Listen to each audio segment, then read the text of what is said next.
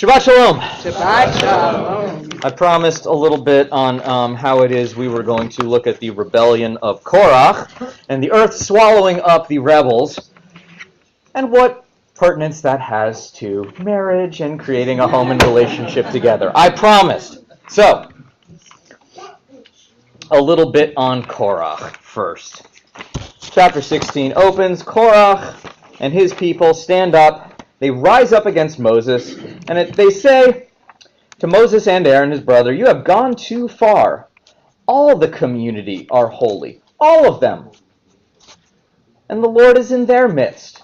Torah says that earlier on, it's true. "Why then do you raise yourselves above the Lord's community?" When Moses heard this, he fell upon his face. And he says to Korach and his company, saying, "Come morning, God will make known who is God's and who is holy, and grant that person access to God's self, grant access to the one that God has chosen." We're going to do this thing where we all make offerings to God, and we'll see what happens. One of my students back at Hillel referred to that as the God off, and we'll see what happens. But it's interesting here because of the nature of the exact thing that Korach accuses Moses of. All the community are holy, all of them, and the Lord is in their midst. Why do you raise yourself above them? Now there's some truth in that. That's the interesting thing, is Moses is in fact raised above the rest of the community. We see in the book of Deuteronomy, it says at the end of it, when Moses died, there will be no other prophet of the caliber of Moses, one who speaks to God panim el panim, face to face. Okay, the guy is actually above the whole community if he's the greatest prophet who the Israelites would ever have. So there is truth to what Korach said. But there's also untruth to it. You have gone too far. Why do you raise yourself above the Lord's congregation? Well, who is it who elected Moses to this thing? That's right. Did Moses want this particular position? No. Correct. But let's go a step further. We touched on this last night even. What is Moses known as for all of... Yes, thank you. Jill has it already. She knows where I'm going with this. You were here last night. Yeah, thank you. So, Moses is not the greatest orator of all time. We know that. He doesn't give good speeches. He is not the greatest warrior. He is known as the most humble. He has the greatest humility. The greatest prophet who would ever live says to God, "Who, me? You must have me mistaken with someone else." He doesn't actually want this thing, this position. One could say that's an interesting commentary on the mark of a good leader, is that one doesn't necessarily aspire to take it over, but rather one is sort of called to circumstances, but that's another drosh. But if we take that seriously, that Moses is the most humble of everyone, that's probably not a private and personal thing known only to Moses. In fact, all of the Israelites probably know that. This is not a secret thing that the Torah is telling us unbeknownst to all the other tribes.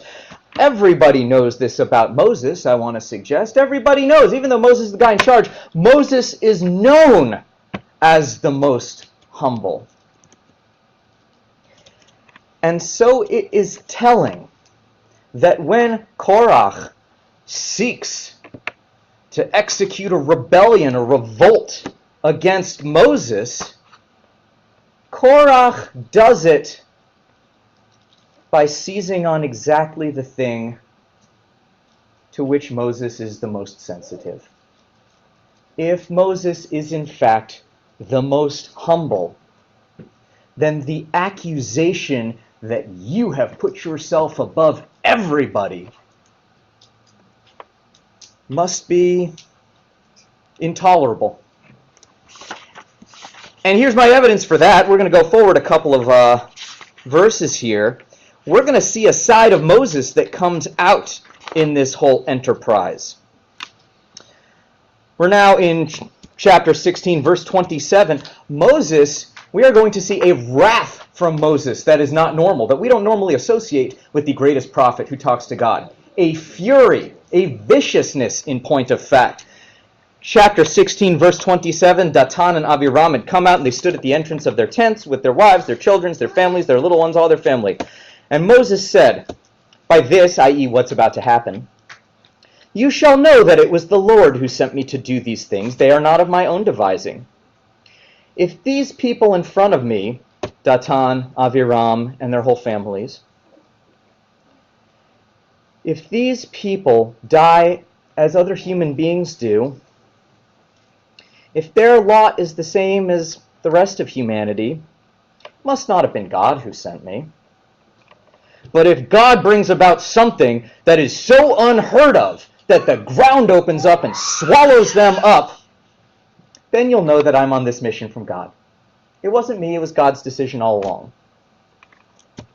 Which is kind of remarkable. There's not another piece of this in which Moses calls forth God to do something unheard of, unspeakable in retribution to other human beings. This is the same Moses that when they have like the golden calf episode and the idol worship and stuff, he's the one who says, no, don't destroy the entire people. They're good at their essence, right? And here's something entirely different from Moses.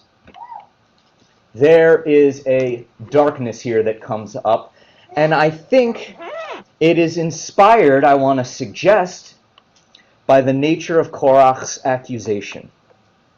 That Korach looks at Moses, and what is the most important thing to Moses, and that humility and being one with the people and part of the people, and that's the charge Korach levels. Moses, on some level, he can't even help it after that. Korach has found the one thing, the vulnerability of Moses, in Moses' innermost self, and Korach has exploited it for his own political gain, for this revolt. That, I think, is a piece of the wrongdoing here. And this is what brings me around to marriage. I was getting there, see?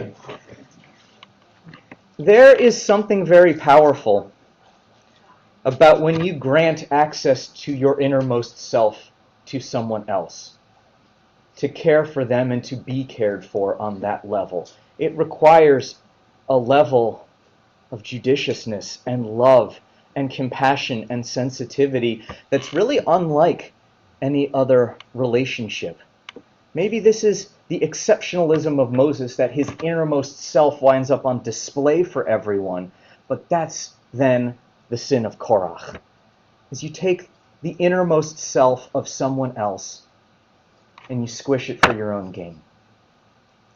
It's dark. And I think that's a part of why this parsha goes in a darker direction with Korach and them. But I think the interesting thing about this is to hold Moses for who Moses is. Moses for his humanity in this place. He's a human being. We don't have some son of God or something, some holy being. Moses is a person, and Moses gets stuff wrong. And so to have someone who has access to Moses' innermost self, Moses' doubts, Moses' insecurities, exploit that. It's intolerable.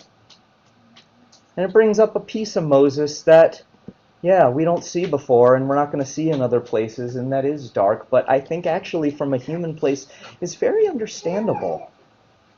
And so I want to offer that as a little commentary on marriage. That marriage is to be a steward of the innermost self of someone else. To care for the innermost self of someone else. To care for their very soul. It is access to all of those things about someone else that makes them vulnerable, that keeps them up at night, that might let them feel insecure. It's access to all of that. Now, do we do these things perfectly in our married relationships? No, I'm not here to suggest that either. But I think at the best, within the context of marriage, it means that we uplift and we hold as sacred that piece of someone else's neshama, their soul. It's not just their innermost self, it's the piece of them that is the holiest, that is their soul.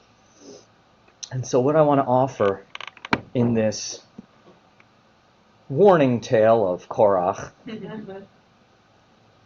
May you care for each other's souls. May you care for each other's innermost selves.